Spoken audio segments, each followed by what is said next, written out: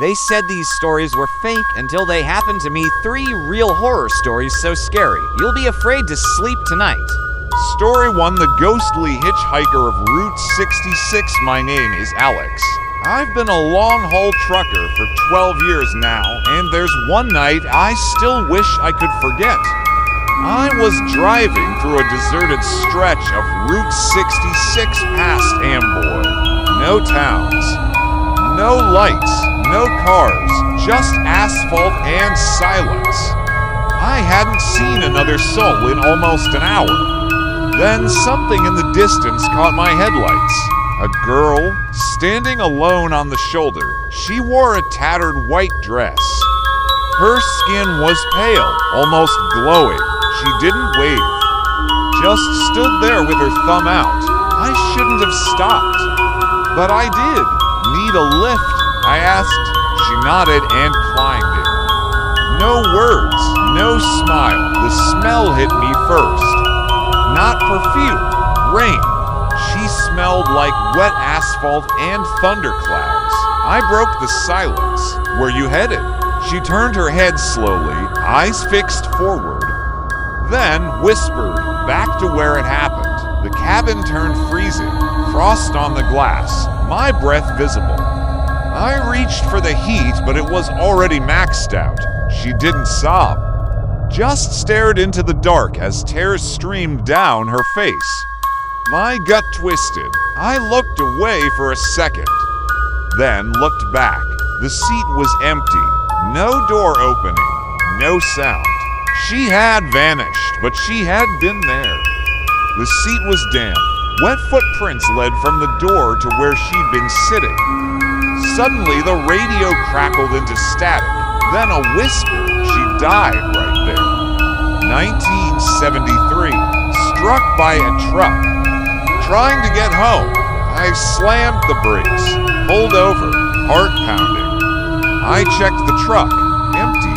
In the mirror, I saw another truck pass behind me, and in its headlights, she was there again, thumb out. I stopped at a dusty diner near Needles. Told the cook my story, his face drained of color. He pulled out an old article taped behind the register. Headline: Tragedy on Route 66. A photo, it was her, same dress, same eyes. He said, she's been hitching rides ever since. They say she shows up on the anniversary or when someone's alone. Every time I drive that stretch now, I keep the door unlocked, just in case last week. I heard it, the click, the door opened just a crack.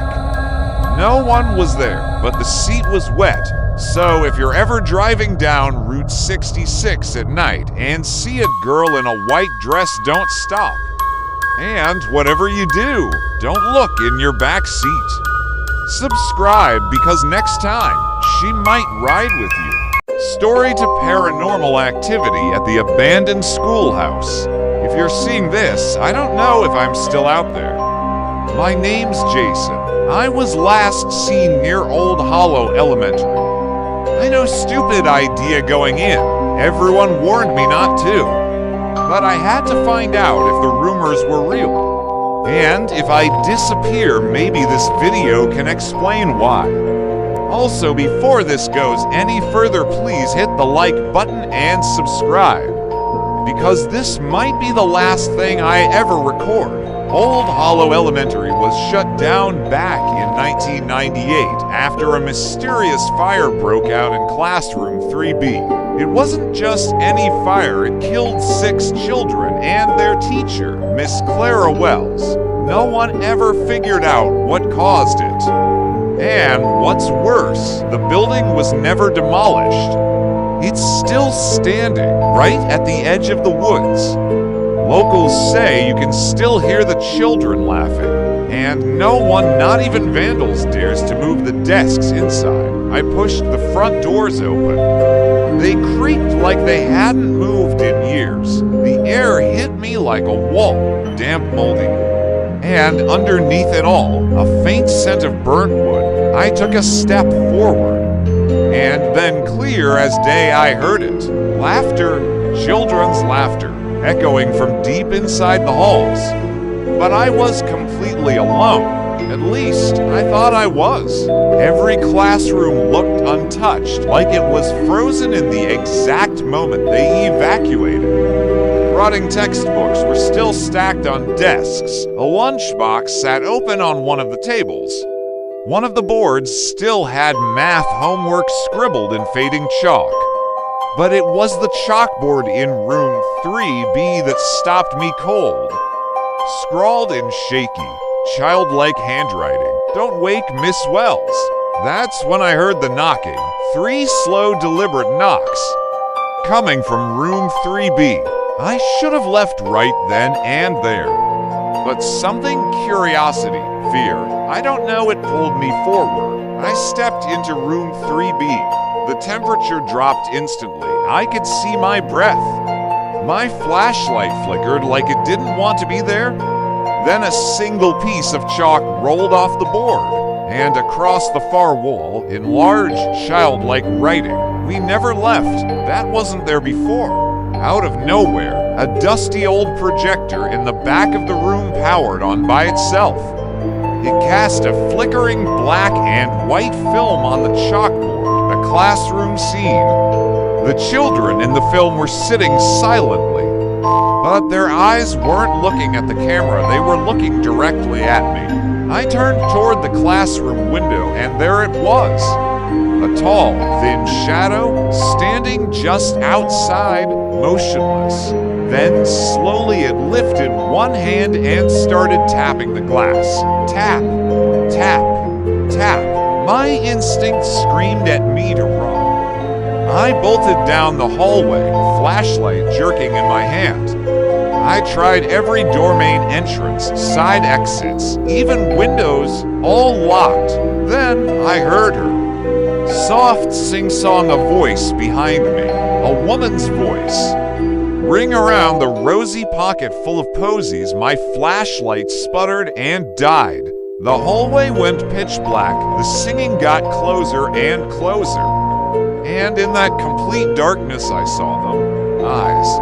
Dozens of small, glowing eyes opening one by one in the hallway. The classroom was full. Every desk had a child. They weren't moving. They weren't breathing, just staring straight ahead.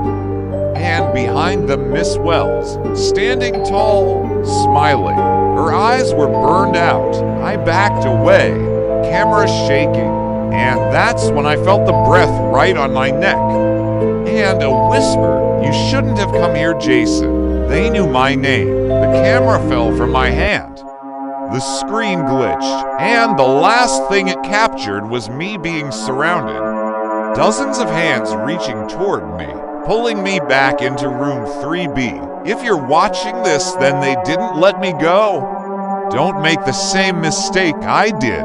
But if you want more stories like this, hit the subscribe button, turn on the bell icon, and drop a like so others know what's really out there, because Old Hollow isn't empty. Story 3.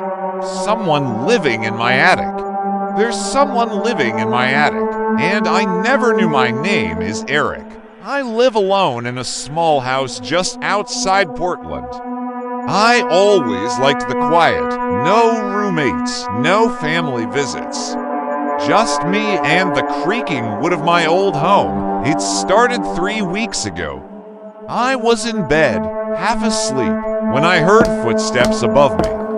Not the usual groaning pipes, actual footsteps. Slow, heavy, right above my ceiling. I told myself it was the wind, but wind doesn't walk. The next morning, I found the fridge slightly open. Some of my leftovers were missing. At first, I thought maybe I just forgot. Maybe I was sleepwalking. But deep down, I knew I wasn't. I set up a cheap motion detector in the hallway. That night, it went off at 3:12 a.m., but when I checked the hallway, nothing. No open doors, no movement, just the red light blinking. The next few days, I started feeling observed. Like someone was always just out of sight, watching from behind a door or through a crack in the ceiling vent. Finds hair in bathroom, not as I live alone. So whose long, black hair was clogging my shower drain? Finally, I asked my friend Tom to come over. We opened the attic together, flashlights ready. Dust everywhere. We climbed up. In attic, disturbing discovery, and there, tucked between the beams and insulation, was a sleeping bag, empty food wrappers, a cracked phone, and a notebook filled with scribbled drawings. Drawings of me, sleeping, watching TV, showering. Final page of the notebook says, "You never looked up. You never looked up. You never looked up." They've been living above him for weeks. I called the police. They searched the attic, the crawl spaces, the roof. But whoever was there was gone. They said the person must have come down during the day. Lived in my house when I wasn't looking. A parasite, a ghost with a beating heart. I set up a camera in my bedroom, just in case. On the final night, around to 58 a.m., the attic hatch creaked open, and a pale hand slowly descended. The footage ends with a whisper from right beside the lens. You looked up. I moved out the next day. But sometimes, even now when I hear a creak at night, I still look up.